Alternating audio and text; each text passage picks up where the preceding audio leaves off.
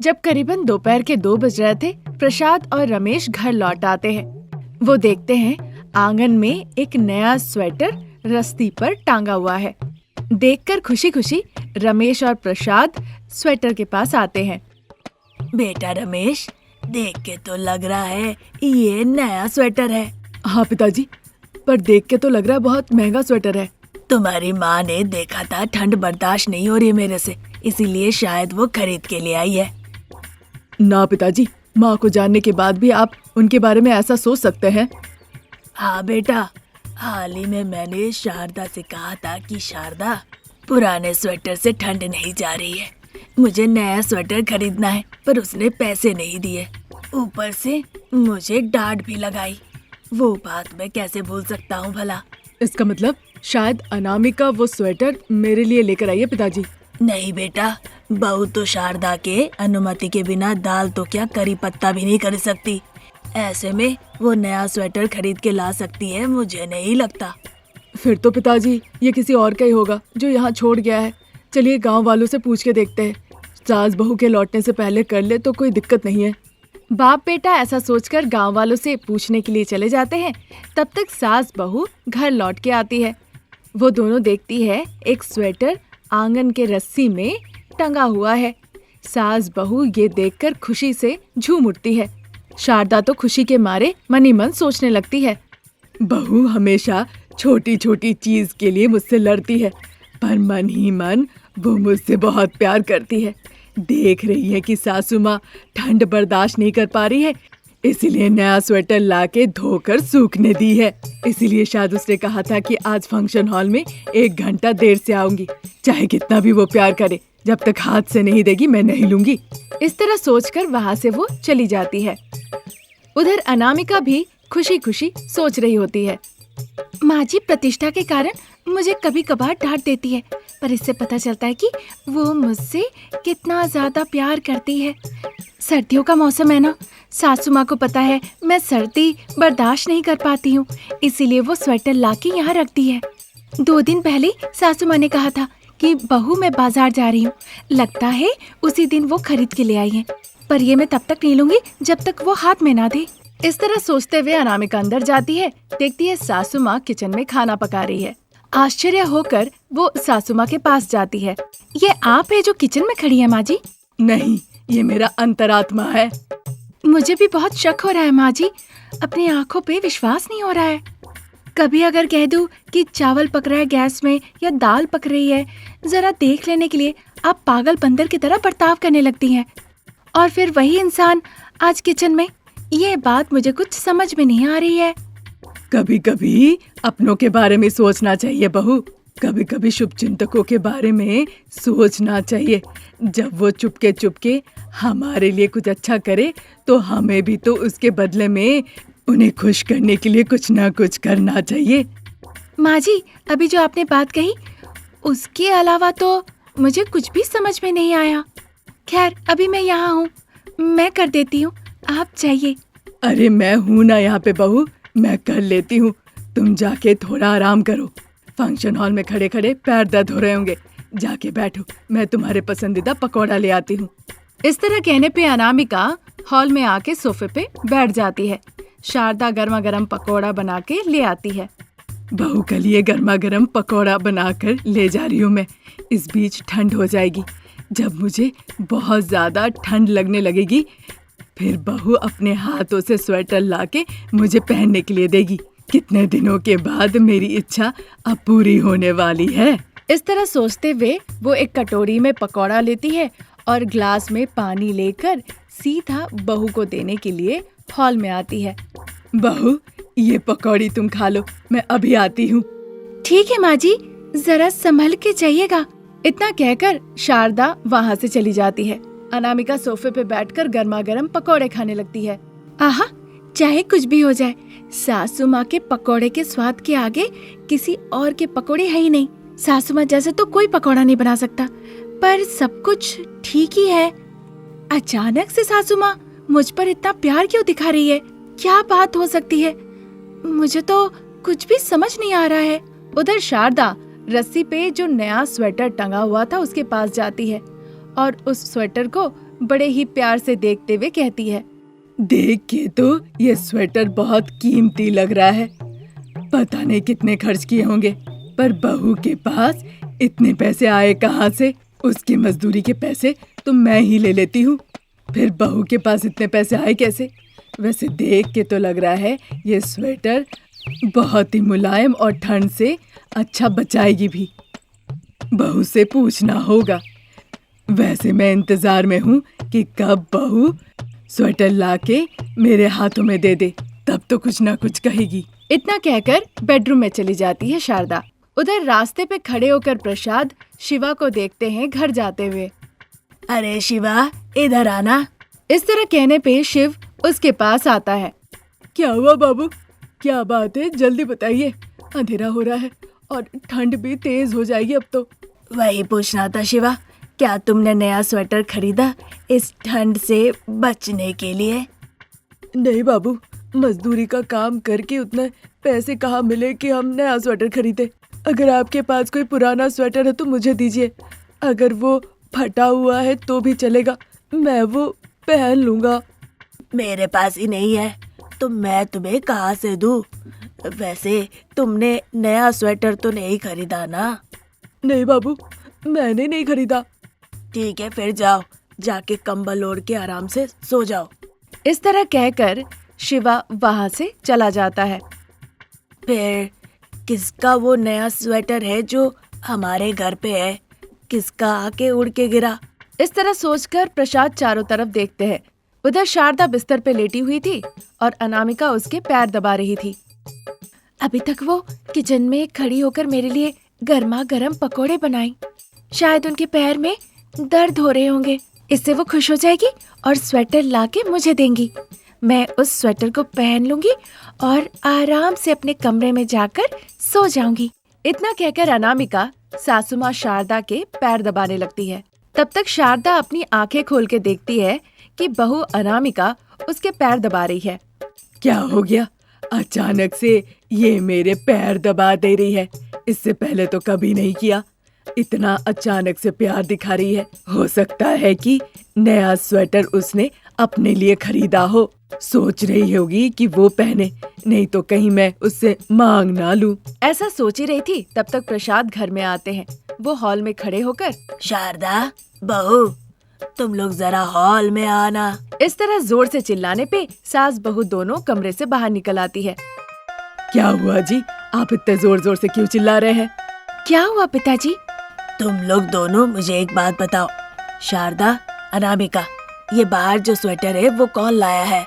तब तक रमेश भी वहाँ आ जाता है। पिताजी, किसी ने नहीं लाया। कमला घर के सामने से जा रही थी, रास्ते में स्वेटर पड़ा था, उसे लगा हमारा है तो वो लाके रस्सी में टांग दी। इस तरह कहने पर सास बहू देर किए बिना दौड़ के भाग के जाती है रस्सी के पास और दोनों एक साथ स्वेटर को पकड़ लेती है। बहू, ये स्वेटर पहले मैंने पकड़ा है, ये मेरा है। नहीं माँ जी, ये स्वेटर पहले मैंने पकड़ा अपने हाथों से, इसीलिए ये स्वेटर मेरा है। मैं तुम्हारी सास हूँ, मेरे बात को अनसुना करोगी तुम? माँ जी, मैं आपकी बहू हूँ और ऐसा नया स्वेटर को मैं बिल्कुल नहीं छोड़ सकती हूँ। मैंने सोचा था कि तुम प्यार से मेरा पैर दबा रही हो, पर शायद तुम्हें लगा था कि ये स्वेटर मैं तुम्हारे लिए लेकर आई हूँ। आपका भी वही हाल था ना माँ जी, आपने सोचा था कि ये स्वेटर मैं आपके लिए ले आई हूँ, इसीलिए जो इंसान कभी किचन में नहीं आता वो आज किचन में जाके मेरे लिए पकौड़े बनाई। पर असल वजह तो ये था, है ना? ये मेरा है, ये मेरा है। इस तरह कहकर सास बहू अपनी ताकत लगा के दोनों तरफ से खींचने लगती है, जिस वजह से स्वेटर दो हिस्से में फट जाता है।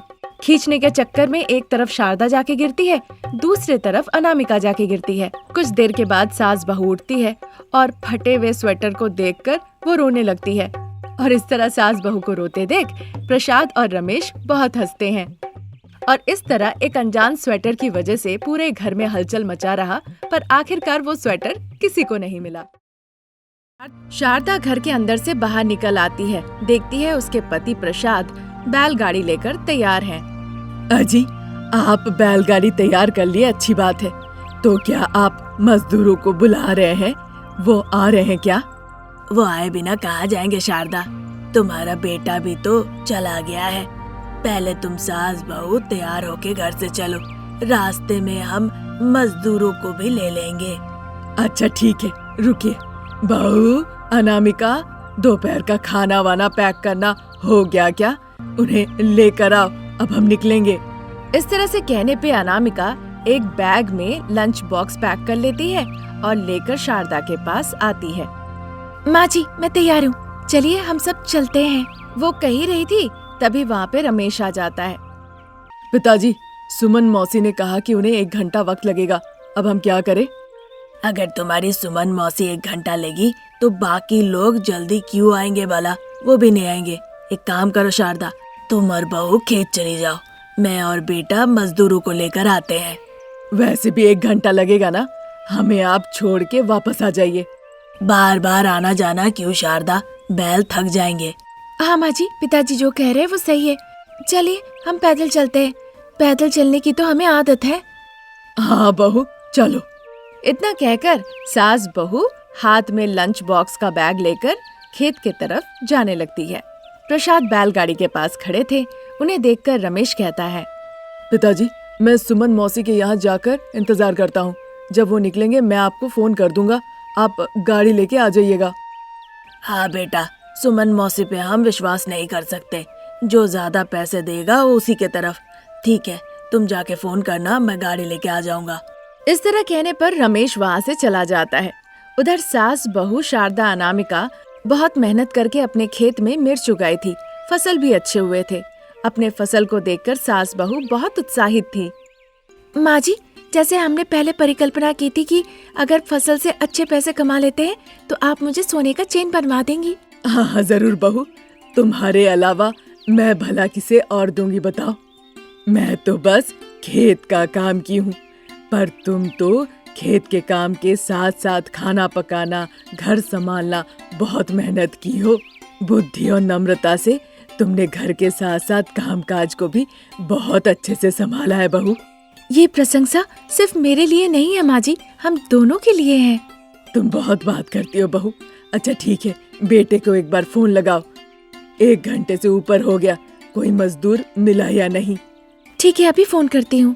अनामिका फोन करने ही जा रही थी, तभी बैलगाड़ी में बैठकर रमेश और प्रसाद वहाँ पे पहुँचते हैं। सास बहू शारदा अनामिका बस उन दोनों को ही देखती है, एक भी मजदूर दिखते नहीं। क्या हुआ जी, पके हुए मिर्च तोड़ने के लिए मजदूरों की जरूरत होगी ना, और आप लोग दोनों आ गए। मजदूर है कहाँ? वो पास के ही सुदर्शन के रुई के खेत में है।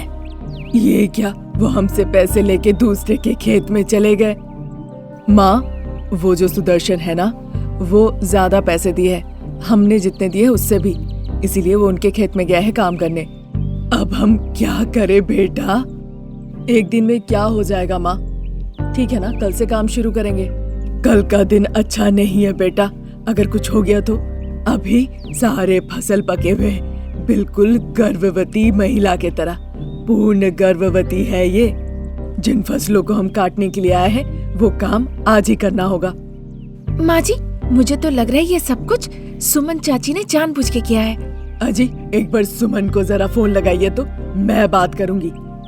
अगर फोन लगा तो हम उनसे बात करेंगे, इसीलिए उन्होंने फोन बंद रखा है। ये सब हो ही गया है तो अब हम क्या करें, तुम ही बताओ। हमें मजदूर की जरूरत नहीं, हम 4 लोग खेत में आए हैं ना, हम चारों लोग मिलके ही सारे फसल काट लेंगे। इस तरह उनकी बातों पे सभी लोग सहमति देते हैं और मिर्ची के खेत में चले जाते हैं। इस तरह 2-3 दिन निकल जाता है। शारदा और उसके परिवार सारे फसल काट के एक जगह पर उसका ढेर लगा देते हैं। फिर सास बहू फसल को देखकर कहती है, माँ जी, कल हम इन सारे फसलों को लेकर बाजार जाएंगे, क्या कहती हैं आप? जा सकते हैं बहू, कल बाजार जाएंगे तो इसका भाव भी हमें पता चल जाएगा।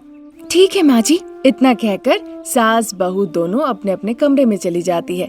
इस तरह वो रात निकल जाती है।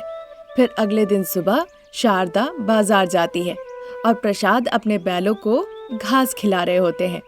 खाओ खाओ, अच्छे से खाओ, पके हुए मिर्च लेकर बहुत दूर जाना है तुम्हें। इस तरह वो बड़े ही प्यार से कहते हैं। उधर रमेश और अनामिका दरवाजे के पास खड़े होकर शारदा जो बाजार गई थी उसका इंतजार कर रहे थे। माँ जी के लौटने पे ही सारे फसल को बैलगाड़ी पे रख के हम बाजार निकल जाएंगे।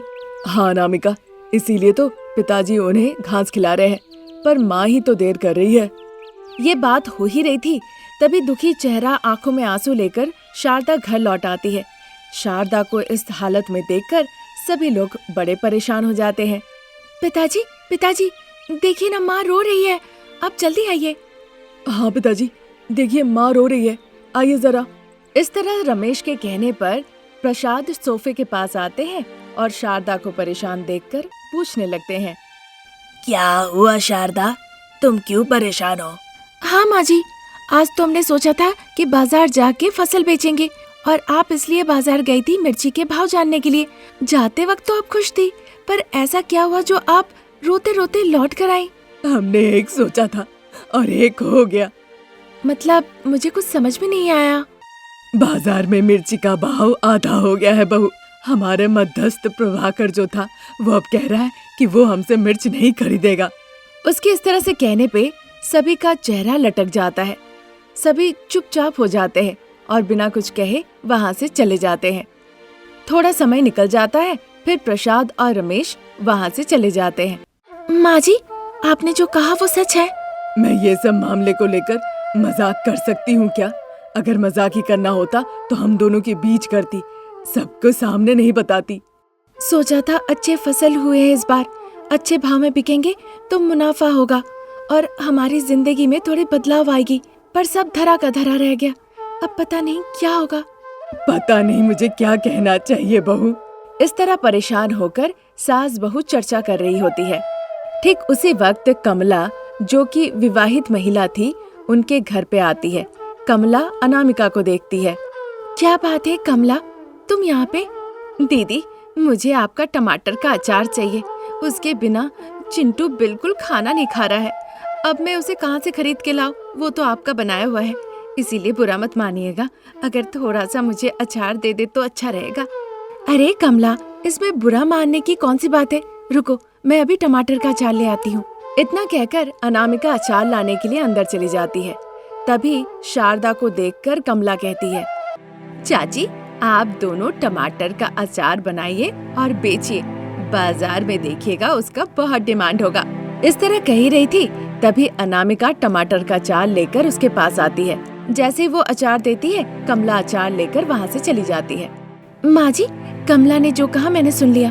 अगर आपकी अनुमति रही तो हम मिर्च का अचार बनाएंगे और उसे शहर ले जाकर बेचेंगे, बहुत मुनाफा होगा। हाँ बहू, कमला ने जो कहा वो सुन के मुझे भी अच्छा लगा। हम अचार बनाकर उसे बाजार में बेचेंगे। इस तरह सास बहू चर्चा करती है। फिर 2-2 बाल्टी भर के वो मिर्च का अचार बनाती है, उसे शीशे के बोतल में डालती है और बेचने के लिए शहर ले जाती है। वहाँ वो बेचने लगती है। जिन्हें भी पके हुए लाल मिर्च के अचार पसंद थे, वो सास बहू के पास आकर खरीद के लेकर जाते हैं। जो भी उनके अचार को खाते हैं, सास बहू की वो लोग बहुत प्रशंसा करते हैं। माँ जी, जिस कॉलोनी में मैंने अचार बेचा है, कम से कम 60 लोगों ने कहा है कि उन्हें ये अचार चाहिए और ऊपर से उन्हें रेगुलर बेसिस पे चाहिए कहा है। हाँ बहू, जिस कॉलोनी में मैं भी गई थी, उन्होंने भी यही बात कही है कि अचार चाहिए, पर लगता है समय पे हम नहीं दे पाएंगे। जब सास बहू इस तरह चर्चा कर ही रही होती है, तभी वहाँ पे प्रसाद और रमेश आते हैं। शारदा, लगता है सभी को पता चल गया कि तुम अचार बेच रही हो। किराना दुकान वाला भी पूछ रहा था। हाँ माँ, आप लोगों का मिर्च का अचार का बाजार में बहुत डिमांड हो गया है। अगर ऐसी बात है माँ जी, फिर हमें घूमने की जरूरत नहीं पड़ेगी। हम अचार की शीशियाँ ले जाकर किराने की दुकान में दे देंगे और उन्हें बता देंगे कि वो किराने की दुकान से ले सकते हैं। अच्छा ठीक है बहू। इस तरह सास बहू दोनों ने मिलकर चर्चा की। फिर वो ज्यादा क्वांटिटी में अचार बनाने लगी और वो स्वादिष्ट अचार वो दुकान में जाकर सप्लाई देने लगी। और इस तरह सास बहू बहुत ही कम समय में मिर्च के अचार वाली सास बहू के नाम से फेमस हो गई और खुशी खुशी मिलजुल के जीवन बिताने लगती है।